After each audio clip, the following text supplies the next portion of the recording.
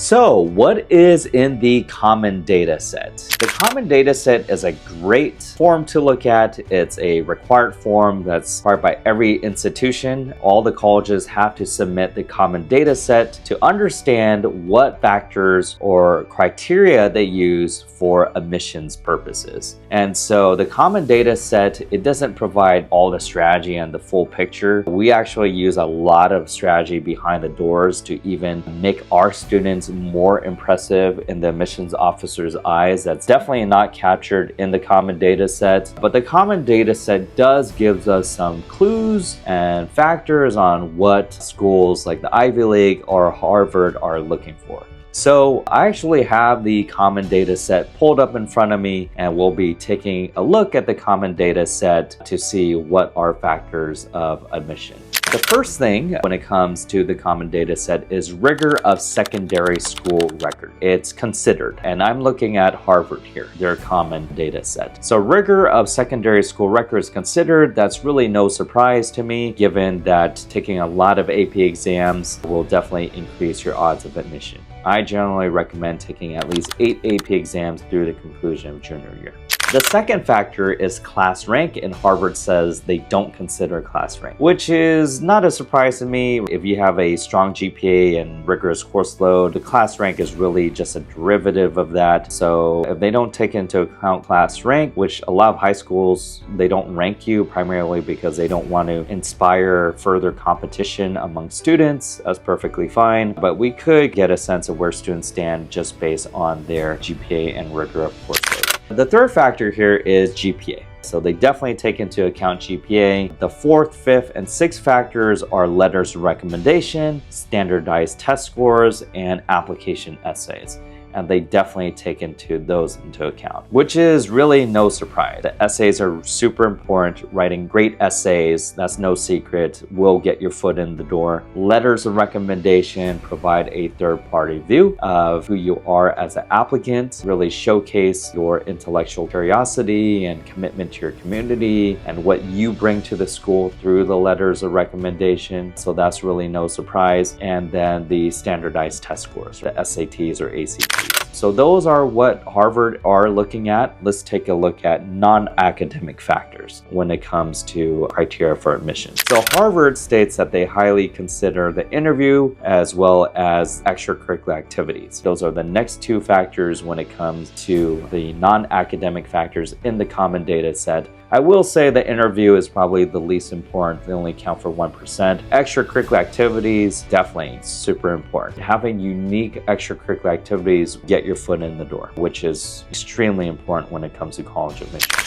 Other factors are talent and ability. So what talent or ability do you have? Or did you qualify for the USA Math Olympiad? Or are you an incredible musician? And they want to see extreme talent. Or are you a world-class athlete? Those could increase your odds of admission. Another factor, which is a little bit vague here, is character and personal qualities. And this was a big point of contention and debate when the Supreme Court of Justice was questioning Harvard about what they were using to evaluate their college admissions processes. How do you gauge someone's character and personal qualities when you've never met them before? Well, there's only 3 ways to do that. It's going to be through the essays to get a sense of the student's personal qualities and tone of voice through the college application essays. It's going to be the letters of recommendation for sure, and it's going to be the interview process. And so Harvard received a lot of backlash because they purposely ranked Asian students lower on the personal qualities and character level. How are you supposed to gauge for that? I personally had amazing letters of recommendation, I had amazing essays, and my interview was perfectly fine. So I don't know how you're going to penalize Asians for having low character or low personal qualities. That's a very subjective process, and they definitely received a lot of backlash for that. Other factors are first generation and alumni relation, as well as geographical residence. If you're in Boston, Massachusetts, certainly you're going to have a higher chance than someone from California who is applying to Harvard. Also, if you're in an underrepresented state like Tennessee or Arkansas, and you happen to be a decently strong student, your odds of getting to Harvard will be higher compared to someone from California where there's just so many competitive applicants. Alumni, that your parents go to Harvard, means your parents are alumni, means you're a legacy, and legacies generally have a 20% acceptance rate. Other factors is first gen. So this is a little bit counterintuitive because if you're first gen, which means your parents did not go to Harvard, you're the first generation to go to college, that means your odds are also significantly higher as well. So legacies and first gen are factors that they look for.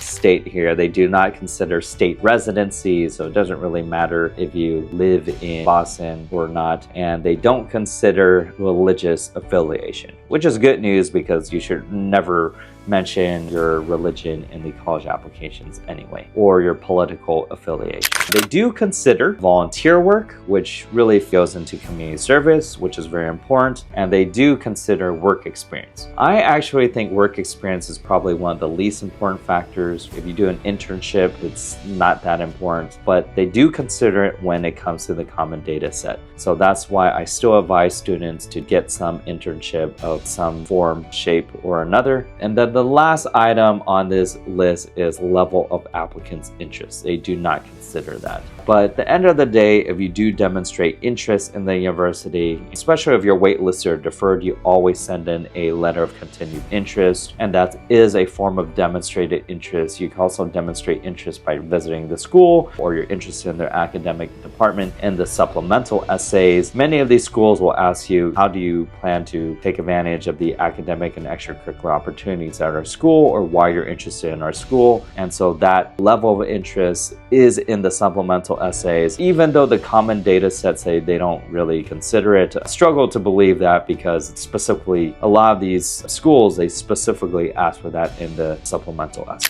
So without further ado, these are some factors. The common data set is a decent benchmark to look for, but it's not everything. We have a lot of other strategies behind the scenes to help get our students in. For example, if you wanted to qualify for the Intel Science and Engineering Fair, how do you do that? Just giving you a plan is not enough. Just telling you that we consider extracurricular activities is not enough. There's a lot more depth and details behind that, especially a lot more details on how we help our students stand out. But certainly, taking a look at the common data set, competitive school like Harvard does shed some light on the college admissions process.